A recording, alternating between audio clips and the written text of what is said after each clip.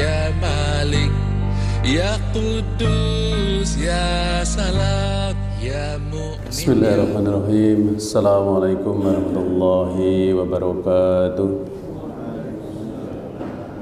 Subhanallah walhamdulillah wa la ilaha illallah wallahu akbar, la hawla wa la quwata illa billahil aliyyil azim. Asyhadu an la ilaha illallah wahdahu la syarika lah wa asyhadu anna Muhammadan abduhu wa rasuluhu la nabiyya ba'dah. Allahumma sholli wa sallim wa barik ala Muhammad wa ala alihi wa ashabihi ajma'in. Qala Allah Ta'ala fil Qur'anil Karim, a'udzu billahi minasyaitonir rajim. Bismillahirrahmanirrahim. Ya ayyuhalladzina amanu taqullaha haqqa tuqatih wa la tamutunna illa wa antum muslimun. Rabbi shrah li sadri wa yassir li amri wahlul 'uqdatam min lisani yafqahu qawli. Ma'asyiral muslimin jamaah salat subuh yang insyaallah dirahmati oleh Allah Subhanahu wa taala. Allah berfirman di dalam surat An-Nisa ayat yang ke-32 bagian awalnya, a'udzubillahi minasyaitonirrajim, bismillahirrahmanirrahim, wala tatamannau ma faddalallahu bihi ba'dakum ala ba'd. Dan janganlah kalian berangan-angan, bercita-cita atau menyebabkan kita menjadi iri terhadap karunia atau sesuatu yang diberikan oleh Allah kepada salah satu bagian dari kalian lebih banyak daripada bagian yang lainnya. Nah, ini kalau di sini kita perhatikan nanti maknanya akan menjadi jelas. Jadi ini adalah menunjukkan bahwa adanya sifat atau sikap dari sebagian orang yang di sana sering terjadi bercita-cita, Pak, ingin orang lain mempunyai sesuatu yang lebih, apakah itu hartanya misalnya. Nah, orang ini ingin memiliki harta seperti dia, gitu ya. Nah, ingin. Ini ternyata Pak Allah sampaikan wala tatamannau, wala tatamannau. Jadi ini tidak boleh, Pak, gitu. Tidak boleh, gitu. Nah, misalnya ada seseorang ditakdirkan oleh Allah menjadi orang yang cantik misalnya. Waduh, bagaimana saya bisa cantik seperti dia? Sampai akhirnya dia juga ingin mencelakai dia, gitu. Jangan sampai dia cantik, gitu kan? Karena dirinya ingin menjadi lebih cantik dari dia, gitu. Padahal Allah sudah karuniakan sesuatu itu kepada seseorang dan itu adalah sudah kehendak Allah dan kita tidak boleh, gitu. Nah, ini memang kehidupan itu akan terjadi persaingan, Pak. Dan ini sejak manusia diciptakan oleh Allah, yaitu sejak terjadinya rencana pembuahan. Nah, pembuahan antara spermatozoa dengan ovum bertemu. Nah, spermatozoa ini terdiri dari sel-sel yang isinya dalam 1 cc atau 1 ml itu antara 15 sampai 20 juta sel sperma. Nah, jadi kalau sekali misalnya sperma itu satu keluar sekitar antara 2 sampai 6 cc.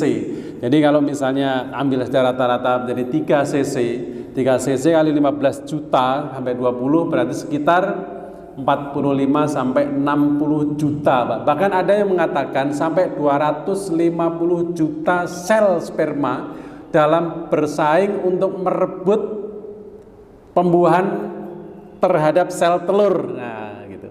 Jadi dari 250 juta sel telur ini berebut untuk membuahi satu sel telur dari rahim seorang ibu atau seorang perempuan.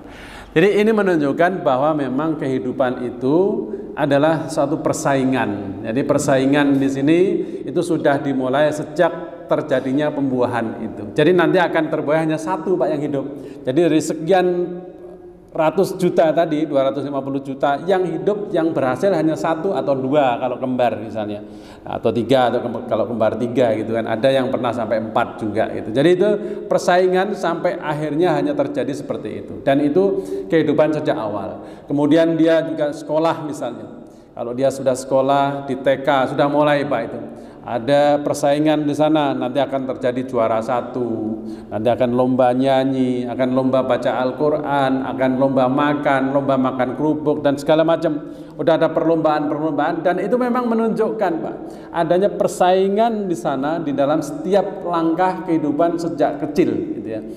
Kadang ada juga anak-anak kecil gitu, perlombaan ya hanya sekedar iseng saja begitu. Kemudian dia berlomba makan, misalnya makan atau minum susu. Minum susu ternyata susunya yang satu lebih cepat habis, yang satu masih sisa. Nah, yang kalah ini kadang-kadang cenderung marah juga gitu ya. Yang kalah cenderung marah kepada yang menang tadi.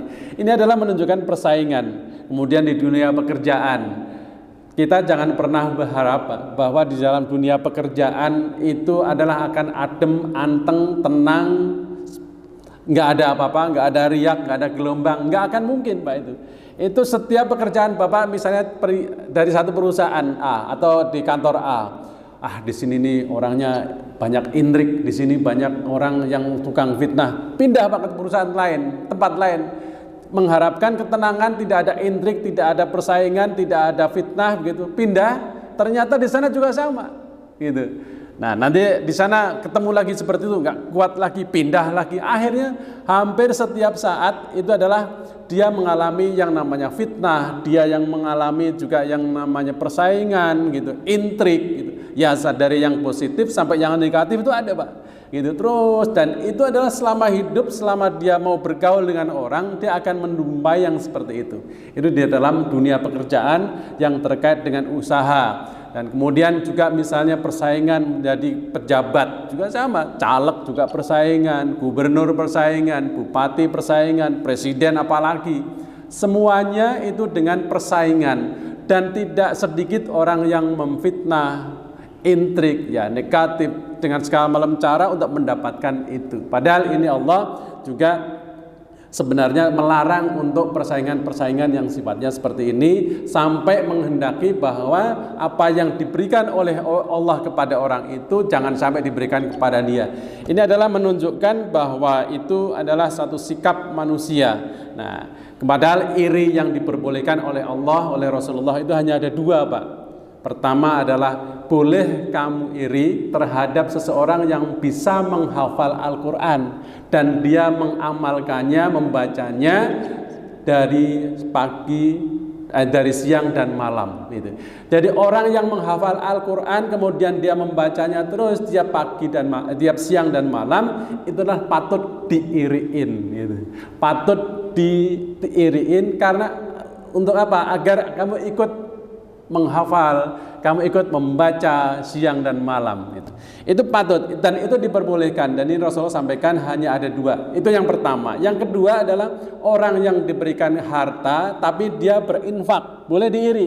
Tapi iri hanya sekedar untuk bagaimana saya bisa menjadi seperti dia. Jangan mengharapkan kemudian wah nanti jangan dia punya harta yang banyak gitu kan, terus dicelakai. Nah, ini nggak boleh Pak, itu namanya sudah hasad. Tapi kalau iri kita, bagaimana kita berjuang untuk mendapatkan seperti apa yang mereka dapatkan, itu diperbolehkan gitu.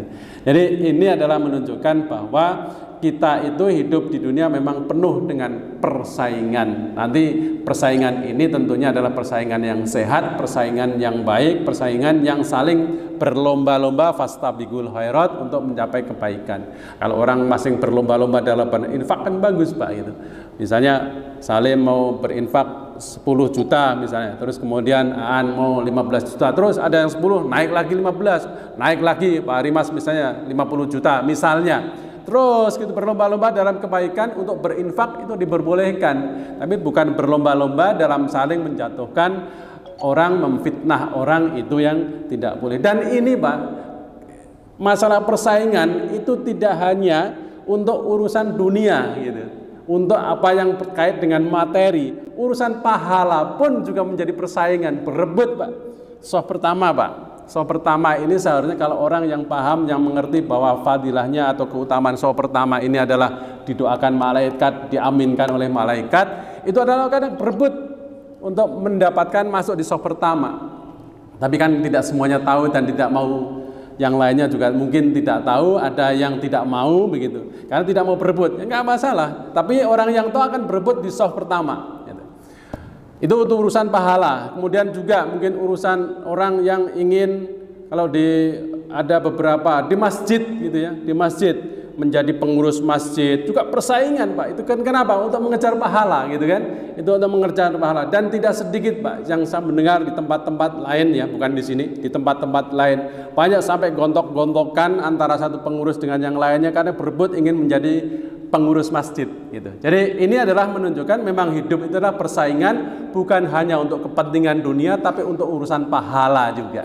Jadi ini adalah memang sudah sunatullahnya begitu, manusia itu diciptakan untuk hidup bersaing dan pada akhirnya adalah akan kembali kepada Allah, dan siapa dia yang beriman dan bertakwa dan siapa dia yang mampu berjalan di jalan Allah maka dia akan beruntung. Tapi dia orang yang terkesima di dalam jalur yang salah, jalur yang tidak diridhai oleh Allah, karena dia ingin menghendaki iri kepada orang lain, hasad kepada orang lain agar karunia yang Allah berikan kepada seseorang itu pindah kepada dirinya. Nah, itulah orang-orang yang tersesat, orang-orang yang tidak diridhai oleh Allah, maka dia akan menempuh jalan yang berbeda, tentunya bukan jalan yang diridhai oleh Allah Subhanahu wa taala.